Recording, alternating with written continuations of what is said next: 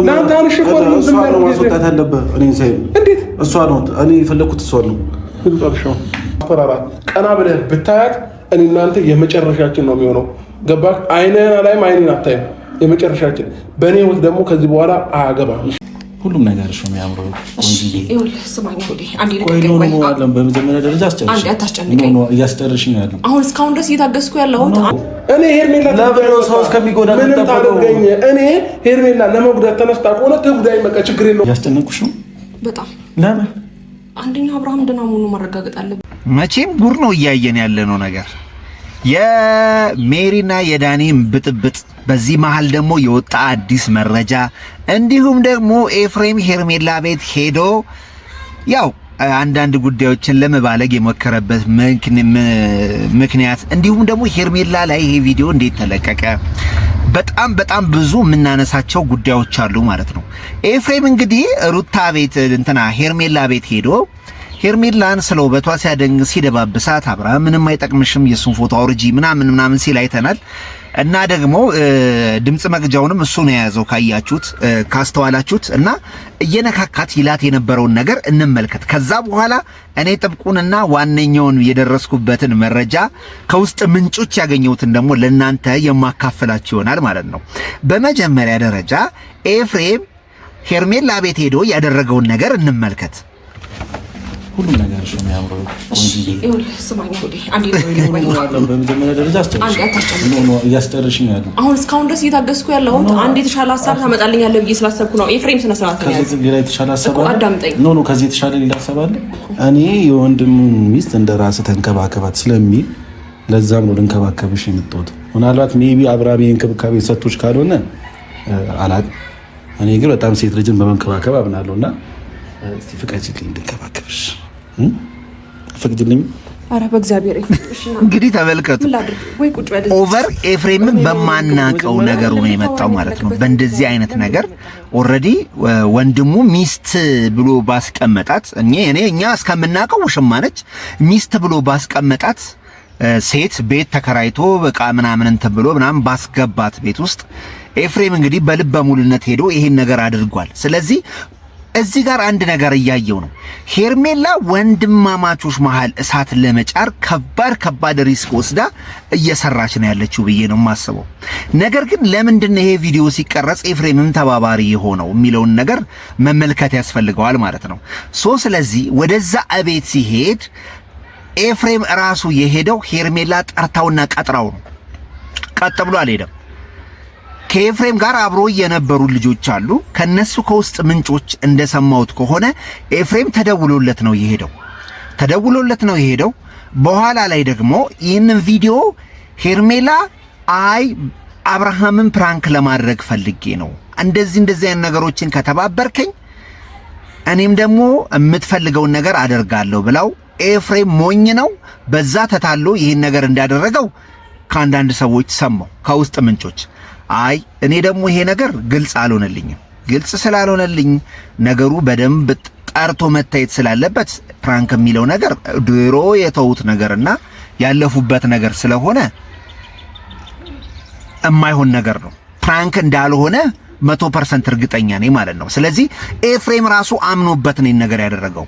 ስለዚህ ምንድነው ከሷ ጋር ያለውን ኢንተራክሽን አይተናልኛ። እዛ ጋር ያለው ከሷ ጋር ሲነካካ ሲደባብሳት ምናምን አይተናል። እና እዚህ ጋር ኤፍሬም ሆን ብሎ ታርጌት አድርጎ አብርሃምን ለማበሳጨት የሄደበት ርቀት አለ።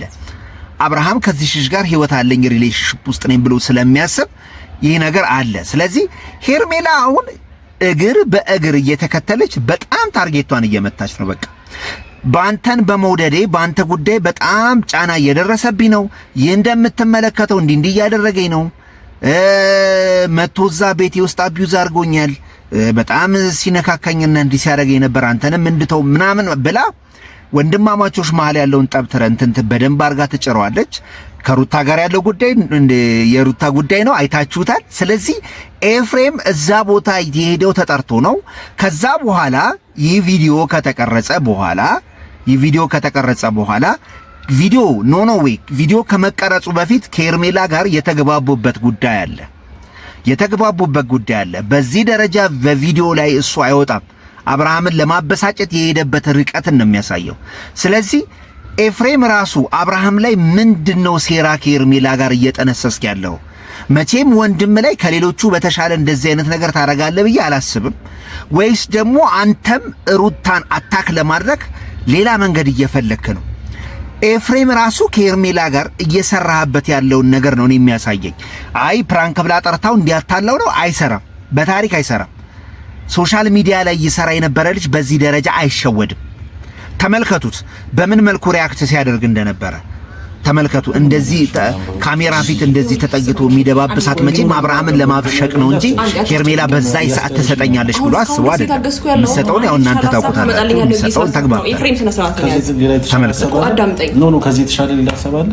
እኔ የወንድምን ሚስት እንደራስ ተንከባከባት ስለሚል በዚህ ደረጃ ተጠግቶ እየደባበሳት በዚህ ደረጃ ተጠግቶ እየተሻሹና እየተደባበሱ ኤፍሬም አብርሃምን ለማበሳጨት አይደለም ብላችሁ ካላችሁኝ ይሄ የማይሰራ ነገር ነው። ስለዚህ ሄርሜላ በተዘዋዋሪ መንገድ ኤፍሬምን አጥምዳ ወንድማማች መሃል እንግዲህ እሳት ተጭሯል ማለት ነው። እንደምትለው ባንተ መስመር አይደለም እየተጨነቅሽ እኮ ነው። ከባድ አትጨነቅም ግን እና ኤፍሬም አሁን ይሄን ነገር የሚያደርገው ተገዶ ነው የሚለኝ ሰው ከሆነ ካለ መጥቶ በከኔ ጋር መከራከር ይችላል። ግን ተገዶ አይደለም። እኔም ባደረሱኝ ምንጮቼ ባደረሱኝ ነገር እርግጠኛ አይደለሁም። ኤፍሬምን ለመጠበቅ ነው ተብሎ ሄርሜላ ጠርታው ፕራንክ እንስራ ተባብለው ለአብርሃምን ፕራንክ ለማድረግ ነው። የማይሰራ ነገር ነው። ኤፍሬም ራሱ ከሄርሜላ ጋር ሩታ ላይ እየሸረቡ ነው። ስለዚህ እዛ እሷ ከአብርሃምና ከዳኒና ከሄርሜላ ጋር ግብ ገብታለች። አንቺ ነሽ እንደዚህ ያረክሽው፣ አጠገቤ አትድረሺ፣ በእንደዚህ በጣም በብዙ ነገር እየተበለጠች ነው እቺ ልጅን እያሰብኩ ያለሁት ማለት ነው። ስለዚህ እኔ በጣም የሚያሳዝነኝ ነገር አንዴ ሰዎች ሰው ህይወት ውስጥ ገብተው ምን ያህል ርቀት የሰውን ህይወት እንደሚበጠብጡ የሰውን ህይወት እንደሚረብሹ እውነቴን ነው። ምን ጊዜም ራሳችሁን መጠበቅ ህይወታችሁን ከሌላ ሰው ጋር እንትኑ ችግር ውስጥ ከመግባቱ በፊት ቀድሞ ማጤን በጣም ያስፈልጋል። ስለዚህ አሁን ወንድምና ወንድም እንግዲህ ከባድ መቆራረጥ ውስጥ የሚገቡ ነገር ነው የተደረገው። ተመልከቱ፣ የባልና ሚስቱ አለቀ። አሁን ወንድሙ መጣ። የአባቱም ጉዳይ ተመልከቱ። ሽማግሌ ባለማለክ ውዝግብ ውስጥ ገብቶ ተራርቀዋል። አሁን ደግሞ ወንድሙ ነው። ከዛ ደግሞ ያቺን ቡዜም እሷ ለነገሩ እሱ ቤቴነች ያቺ ቡዜም አለች። ስለዚህ አብርሃም በጣም ብዙ ህይወትን ለመመሰቃቀል በጣም ያደቡ ሰዎች ዙሪያ ነው ያሉትና ብትነቃ ይሻላል፣ በጣም ብትነቃ ይሻላል።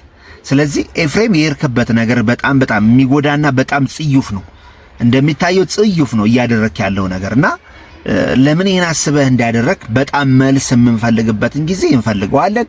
ለምንድን ነው በዚህ ደረጃ አብርሃም ላይ ክህደት ከሄርሜላ ጋር ተኛ ማለት አብርሃም ላይ ክህደት ፈጸመ ምናምን ላይሆን ይችላል፣ አላቅም። ያው ሸማውነሽ ብዬ ነው እኔ። ነገር ግን ንቀት ግን አለው፣ ከባድ ንቀት አለው። እንደ ታላቅ ወንድምነቱ ውሎንና እሱን ማክበር አለብህ። ገባ አይደለ? ቢያንስ ከዚህ ልጅ ጋር ህይወቱ ትሁንም አትሁንም በዚህ ደረጃ እየተነካካ ወዳታለሁ ከሷ ጋር ነው ማኖር የምፈልገው የሚላትን ሴት በዚህ ደረጃ እየተገባ እየተሻሸና እየተነካካ የምታደርገው ነገር እጅግ ጽዩፍና በጣም ሲበዛ አሳፋሪ ነው። በቃ በጣም ሲበዛ አሳፋሪ ነው። አንደኛ ነገር ሲጀመር ከመጀመሪያው በዚህ ደረጃ እሷ ቤት መተህ ሰላማሽዬ እሷ ቤት መተህ ማውራት ምናምን ብቻ ሳይሆን እስከ መተሻሸት እስከ መደባበስ ከዛም ብሎም ደግሞ አልፎ የአብርሃምን ፎቶ አውርጂ ከዚህ በኋላ የልጅ ማየት አልፈልግም ምናምን ታናሽ ነው ልታስከብረው ይገባ ነበርና ብቻ ያየሁት ነገር በጣም ደባሪ ነው። ሩታም አብርሃምም ልትነቁ አሁንም ይገባል እንላለን። እስከ መጨረሻው ድረስ ልትነቁ ይገባል እንላለን። ሱራዝ ሀበሻ ነበር ባይ። የኤፍሬም ጉዳይ ይመለስበታል።